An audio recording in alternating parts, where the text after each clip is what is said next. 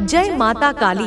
दिव्य शक्तियाँ कोशिश कर रही है कि बहुत जल्दी नहीं बल्कि सुपरफास्ट यह संदेश आप तक पहुँचे, क्योंकि दिव्य शक्तियाँ आपको एक बहुत ही खास पॉजिटिव मैसेज देना चाहते हैं जो आपके लिए सुनना बहुत ही जरूरी है। सच में यह संदेश आपके लिए बहुत ही खास और बहुत ही भाग्यशाली मैसेज है, क्योंकि दिव्य शक्तियों का पूरा सपोर्ट आपको मिल रहा है। इसी वजह से यह संदेश आप तक पहुंचा है। तो कमेंट सेक्शन में थैंक यू दिव्य शक्ति लिखकर इस संदेश को लाइक करें।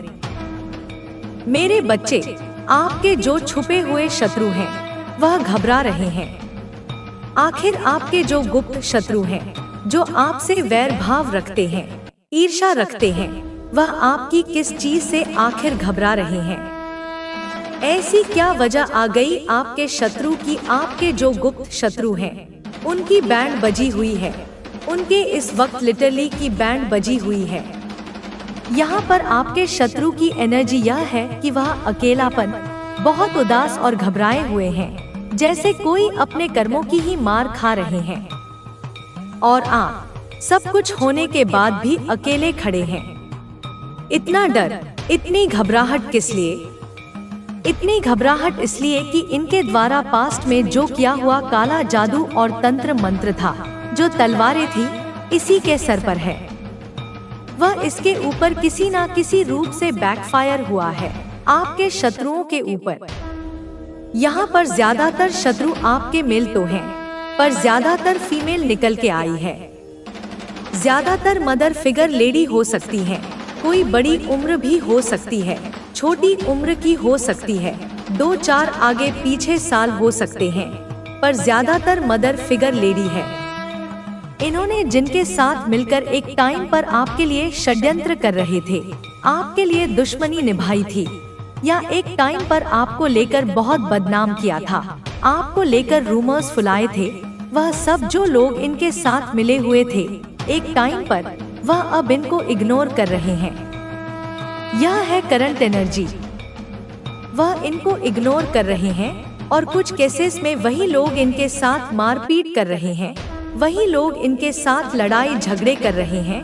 और लड़ाई झगड़े कोई छोटे मोटे नहीं, मतलब अगर मैन टू मैन फाइट है तो मारपीट बहुत गंदी वाली, बहस, एक दूसरे को टोटिंग देना। यह लोग जो आपके शत्रु है, यह आपस में ही एक दूसरे से इस तरीके से भिड़ रहे हैं जो यह लोग आपकी लाइफ में चाहते थे। जो यह लड़ाई झगड़े, जो यह आर्गुमेंट आपकी जिंदगी में चाहते थे आपके शत्रु, यह इनकी लाइफ में हो रहा है। सो नहीं पा रहे रातों को, इनकी लिटरली की बैंड बजी हुई है। इतना घबरा रहे हैं। किससे घबरा रहे हैं? इनका कर्मा इन्हीं के ऊपर घूम के आ रहा है। जो इन्होंने किया, अगर आपके ऊपर कोई नेगेटिव मैनिफेस्टेशन करी, लॉ ऑफ अट्रैक्शन की टेक्निक्स करी, कहीं जाकर कोई तंत्र मंत्र कराया, कुछ भी नीच कार्य इन्होंने किया आपका भाग्य बदलने के लिए, जो भी चीजें करा, तो अब वह इनके साथ हो रहा है। और जिस चीज से यह बहुत ज्यादा घबरा रहे हैं, क्योंकि इन्होंने तो यह एक हरकत करके अपनी सामंत बुला ली है। अगर यहाँ पर आप अपनी मैरिड है तो आपको कोई नहीं अलग कर सकता। अभी आपके बीच में इतना ज्यादा एक अटैचमेंट है, आप दोनों एक दूसरे को मिरर कर रहे हो, मिस कर रहे हो, फिर से एक दूसरे के साथ अटैच हो गए, तो यह चीज भी इनसे बर्दाश्त नहीं हो रही है। इनको यह बात अंदर ही अंदर खाई जा रही है। इनका दिल टूट रहा है। यह दिल टूटना आपके लिए चाहते थे, पर अब इनका दिल टूट रहा है। थर्ड पार्टी का, आपके शत्रुओं का दिल टूट रहा है। उन्होंने सोचा कि इतना इनको अलग करने की कोशिश करी, फिर भी एक कैसे हो रहे हैं, उन्हें समझ नहीं आ रहा है। अब नहीं बर्दाश्त हो रहा। आपकी लाइफ में आप सोलमेट अट्रैक्ट कर रहे हैं, आप जीत प्राप्त कर रहे हैं, आप धीरे धीरे विजय की तरफ बढ़ रहे हैं। आपके हाथ में धीरे धीरे पैसा आ रहा है, आप मनी को अट्रैक्ट कर रहे हैं। और अगर आप कहें कि ऐसा तो कुछ नहीं हो रहा, तो आने वाले समय में होगा, आपकी विजय होगी, आपके हाथ में पैसा आएगा, क्योंकि भयंकर न्याय हो रहा है आपके साथ। सच में यह इसलिए इतना घबरा रहे हैं कि आपकी धीरे धीरे सभी विशेष पूरी हो रही है। आप आगे बढ़ रहे हैं, आप अपनी लाइफ में आगे बढ़ रहे हैं, धन के मामले में, रिलेशनशिप्स के मामले में, हर एरिया सेक्टर में। ऐसा नहीं है कि आप बहुत ज्यादा खुश हो रहे हैं, आनंद में रह रहे, लेकिन आप आगे बढ़ गए हैं। और सबसे बड़ी बात जो इनकी घबराहट की बात है कि अब इनको यह पता चल गया कि कोई दिव्य शक्ति आपके साथ है और वह दिव्य शक्ति अब इनको नहीं छोड़ेगी, क्योंकि इस साल में इनको इनका कर्मा मिलना शुरू हो गया है, जिसकी वजह से यह लोग बहुत ज्यादा घबराए हुए हैं, क्योंकि इनको अपने ही कर्मा काट रही हैं।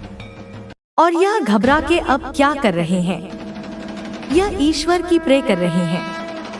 कुछ लोग तो अभी भी सोच रहे हैं कि चले जाए, उसी के पास चले जाए, फिर से ब्लैक मैजिक करें, सारी चीजों को रिवर्स करें। अब ज्यादातर लोग प्रेयर्स कर रहे हैं डर के मारे ईश्वर से, क्योंकि इन लोगों को यह चीज पता चल गई। देखो, इसमें भी ईश्वर ने आपको थामा हुआ है, इसमें भी ईश्वर आपके साथ है। यहाँ पर इनको यह चीज पता चल गई है कि इसकी प्रगति को या इसको आगे बढ़ने से अब हम नहीं रोक सकते हैं, क्योंकि हमने साम, दाम, दंड, भेद सब अपना लिए, पर हम इसको नीचे नहीं गिरा पाए। इसके साथ कोई तो दिव्य शक्ति है, उस दिव्य शक्ति से यह घबरा रहे हैं। जिस डिवाइन शक्ति, दिव्य शक्ति से आप जुड़े हैं, उन्होंने आपके शत्रुओं के ड्रीम्स में आकर उनको एक वार्निंग दी है, या उनको कहीं से भी किसी ने भी कोई साइन दिया है कि इस बंदे से पंगा मत लो, यह डिवाइन का ईश्वरीय बच्चा है और आप इसके साथ जो करोगे वह डबल ट्रिपल होकर आप ही को बैकफायर करेगा। और जो हो रहा है वह घूम के जा रहा है। इनकी जितनी चालाकियां, इनकी जितने कपट, इनका जितना धूर्तपन, एक कनिंगनेस, इनके जितने षड्यंत्र, वह सब अब घूम के इन्हीं के पास ही जा रहे हैं। पहला चरण होगा शत्रु के चारों ओर नकारात्मक ऊर्जा का घेरा बनाना। दूसरा चरण होगा उसके मन और शरीर को कमजोर करना। और तीसरा और अंतिम चरण होगा उसकी आत्मा और इच्छा शक्ति को पूरी तरह समाप्त करना। इन बातों को सुनकर उनका परिवार संतुष्ट हुआ और तांत्रिक ने अनुष्ठान शुरू किया। उसने कई मंत्रों का जाप किया, विचित्र वस्त्र पहने और कुछ रहस्यमयी वस्तुओं का उपयोग किया।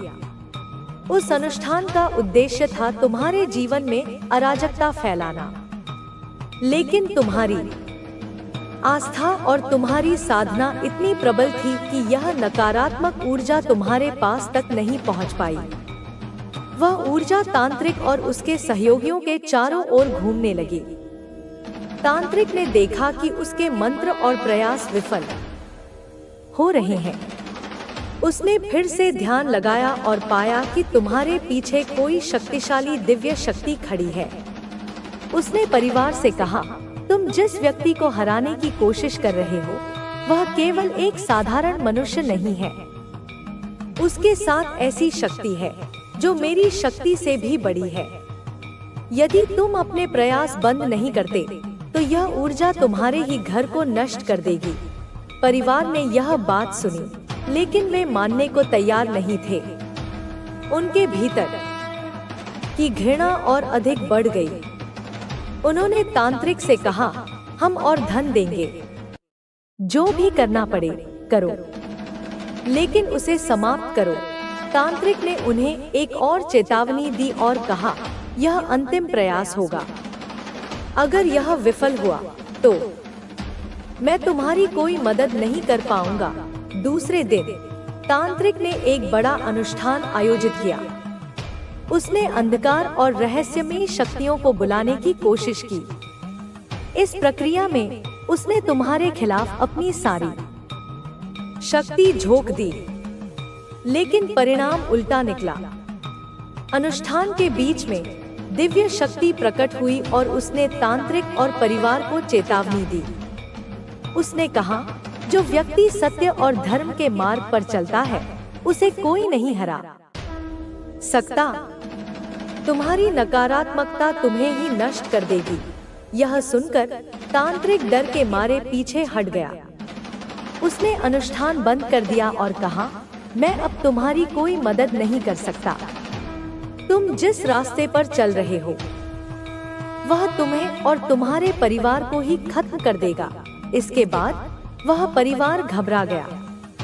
उनके घर में अराजकता और भय का माहौल बन गया। जो नकारात्मक ऊर्जा उन्होंने तुम्हारे खिलाफ भेजने की कोशिश की थी वह अब उनके जीवन में वापस लौट आई। उनकी योजनाएं विफल हो चुकी थी। तुम्हारे जीवन में इस पूरी प्रक्रिया का कोई प्रभाव नहीं पड़ा। तुम्हारी साधना और तुम्हारी सच्चाई ने तुम्हें हर नकारात्मकता से बचा लिया। तुमने यह साबित कर दिया कि जो व्यक्ति सच्चाई और धर्म के मार्ग पर चलता है उसे कोई भी शक्ति नहीं रोक सकती। यह अनुभव तुम्हारे जीवन का एक बड़ा सबक था। इसने तुम्हें यह सिखाया कि किसी भी चुनौती या शत्रुता का सामना धैर्य और सत्य के बल पर किया जा सकता है। तुम्हारे जीवन की यह कहानी उन सभी लोगों के लिए प्रेरणा बन गई जो सच्चाई और धर्म के मार्ग पर चलना चाहते हैं। इस घटना के बाद तुम्हारे शत्रु धीरे धीरे शांत हो गए। उन्हें समझ में आ गया कि उनकी नकारात्मकता ने उन्हें ही नुकसान पहुंचाया। उन्होंने अपने जीवन में सुधार लाने की कोशिश की और अपनी गलतियों से सबक लिया। तुम्हारी यह यात्रा एक उदाहरण है कि कैसे है कि वह यदि एक झटके में हमला करेगी तो मैं बीच में आ जाऊंगी। इसलिए वह तुम्हारे विश्वास को तोड़ रही है, तुम्हारी इच्छाओं को जला रही है ताकि तुम स्वयं मुझे पुकारना छोड़ दो। मैं देख रही हूँ कि उसके तांत्रिक अब छाया बनकर तुम्हारे चारों ओर घूमने लगे हैं। एक ने तुम्हारे नाम का भोज्य पदार्थ श्मशान में चढ़ाया है, दूसरा तुम्हारे कपड़े पर रक्त का छींटा डालकर मंत्र कर रहा है। एक ने तुम्हारी आवाज की नकल करना सीख लिया है ताकि तुम्हारे घर वालों को भ्रमित किया जा सके। अब उसका खेल बहुत गहरा हो चुका है।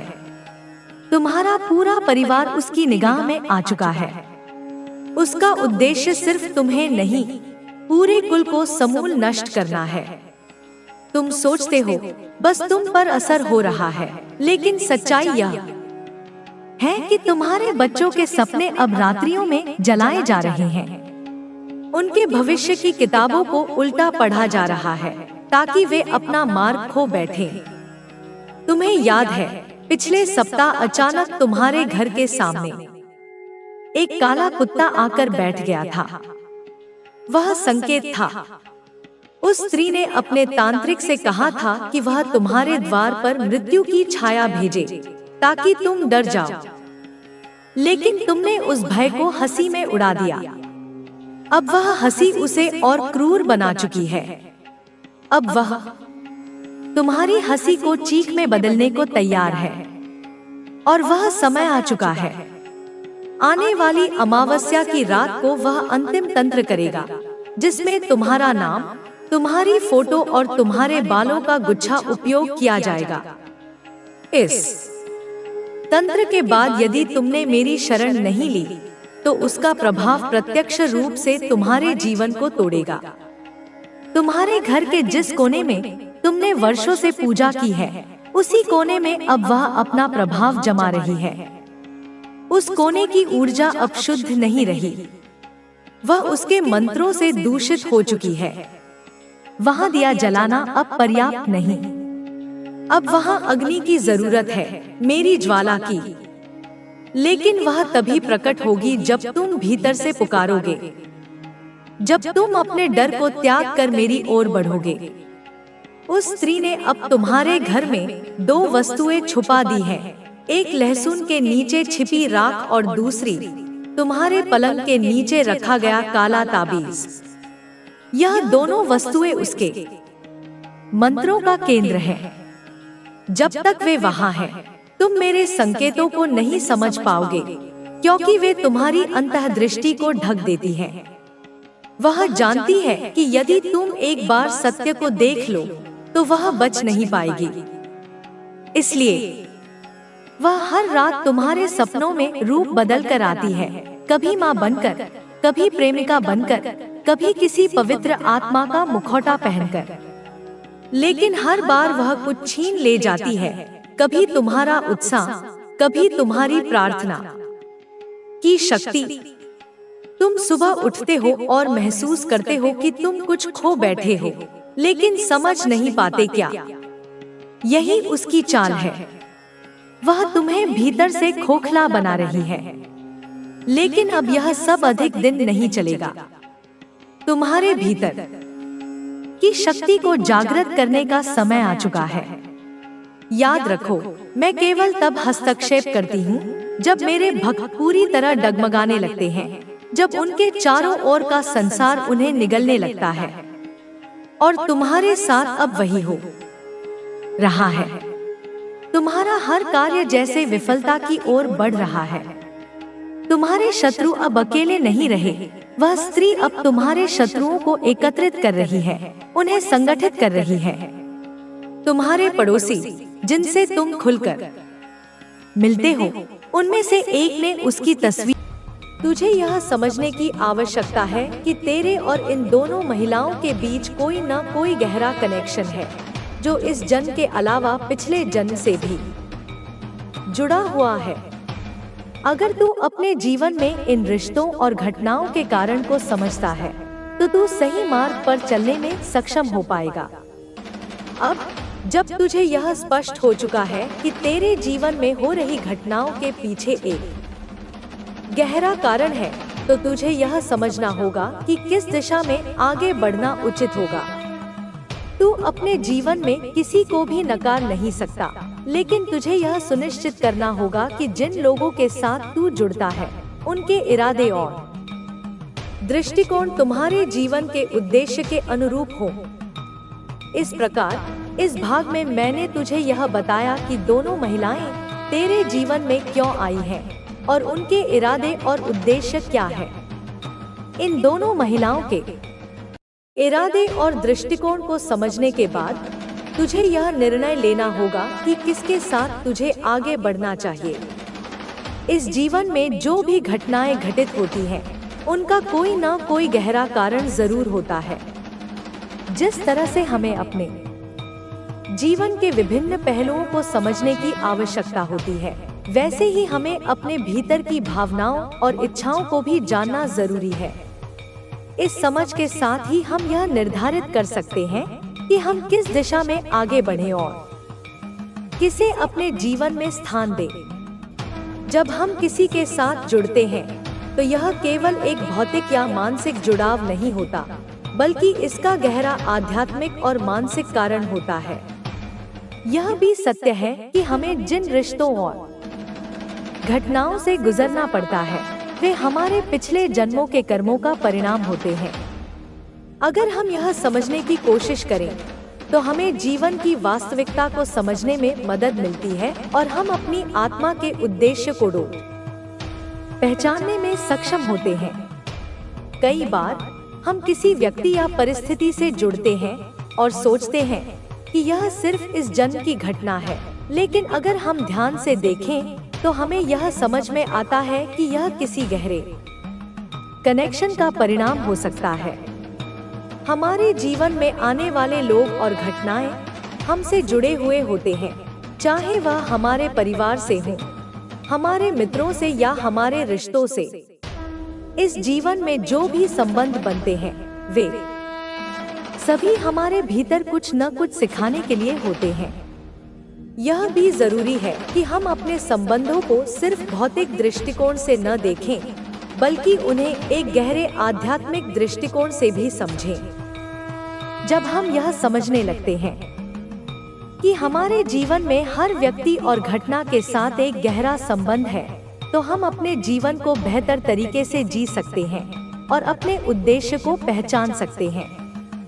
जैसा कि पहले उल्लेख किया गया था, जीवन में दो महिलाएं हैं जिनके इरादे अलग अलग हैं। एक महिला अपने स्वार्थ के कारण तुझसे जुड़ना चाहती है, जबकि दूसरी महिला तुझसे सच्चे प्रेम और भक्ति के साथ जुड़ने की कोशिश कर रही है। इन दोनों महिलाओं के इरादे और उद्देश्य के बीच एक बड़ा फर्क है।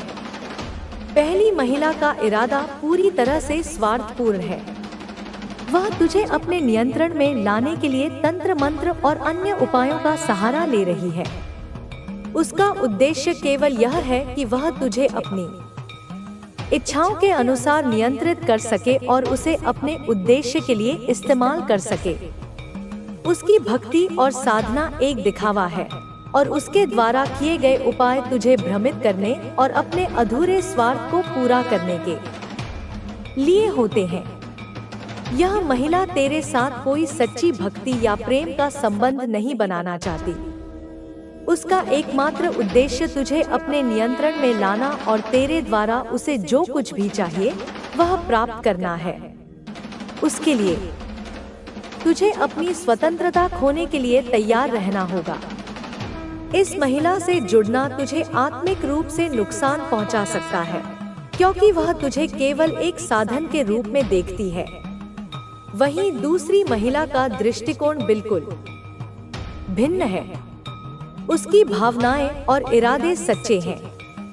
वह तुझसे बिना किसी स्वार्थ के सच्चे प्रेम और भक्ति से जुड़ने की चाहत रखती है। यह महिला तेरे लिए एक आत्मिक साथी के रूप में प्रकट होती है और उसकी भावनाएं तुझसे जुड़ने की एक गहरी भावना से उत्पन्न होती है। उसका उद्देश्य तुझे समझना और तुझे एक अद्भुत आत्मिक अनुभव से अवगत कराना है। यह महिला तुझसे जुड़ने के लिए कुछ भी स्वार्थ नहीं रखती। उसकी भक्ति और प्रेम के पीछे केवल एक पवित्र भावना है। वह तुझे अपने साथ एक सच्चे और पवित्र रिश्ते में बांधना चाहती है, जिसमें कोई छल या कपट नहीं है। यह महिला तुझसे सच्चे प्रेम और सम्मान की भावना रखती है और वह तुझे अपने जीवन का हिस्सा बनाने की कोशिश करती है, ताकि तुम दोनों एक दूसरे के साथ मिलकर एक उच्च उद्देश्य की ओर बढ़ सको। इन दोनों महिलाओं के बीच के अंतर को समझना बहुत जरूरी है, क्योंकि यह तुझे यह निर्णय लेने में मदद करेगा कि किसे अपने जीवन में स्थान देना चाहिए। यह समझते हुए कि दोनों के इरादे अलग अलग हैं, तुझे यह तय करना होगा कि किसके साथ तुम्हें अपने जीवन को साझा करना है। अब जब तुझे यह समझ में आ चुका है कि दोनों महिलाओं के इरादे अलग अलग हैं, तो यह तेरा कार्य है कि तू अपने आत्मा की आवाज को सुने और अपने जीवन में एक ऐसा साथी चुने जो तुझे उच्चतम आत्मिक मार्ग पर ले जाने में मदद कर सके। यह बहुत जरूरी है कि तू अपने भीतर की आवाज को पहचाने और उस आवाज के अनुसार ही अपने रिश्तों का चुनाव करे। इस निर्णय में तुझे आत्मिक शांति और संतुलन की आवश्यकता होगी, क्योंकि यह एक महत्वपूर्ण कदम है जो तेरे जीवन की दिशा को बदल सकता है। जब तू अपने भीतर से सही मार्ग का अनुसरण करेगा, तो तू अपनी आत्मा के उद्देश्य को समझने और पूरा करने में सक्षम होगा। इसके साथ ही यह भी जरूरी है कि तू अपने जीवन के हर अनुभव को समझे और उसे एक अवसर के रूप में देखे। हर घटना और हर रिश्ता तुझे कुछ न कुछ सिखाता है और यह तुम्हारे आध्यात्मिक विकास के लिए जरूरी है। अगर तू यह समझने में सक्षम होगा कि तेरे जीवन के हर व्यक्ति और घटना का एक गहरा उद्देश्य है, तो तू जीवन को एक नए दृष्टिकोण से देख सकेगा और उसमें मिलने वाले हर अनुभव को पूरी तरह से आत्मसात कर सकेगा। तू जब भी अपने जीवन में किसी को चुनने का विचार करेगा, तो उसे अपने दिल से समझ और महसूस करके चुन।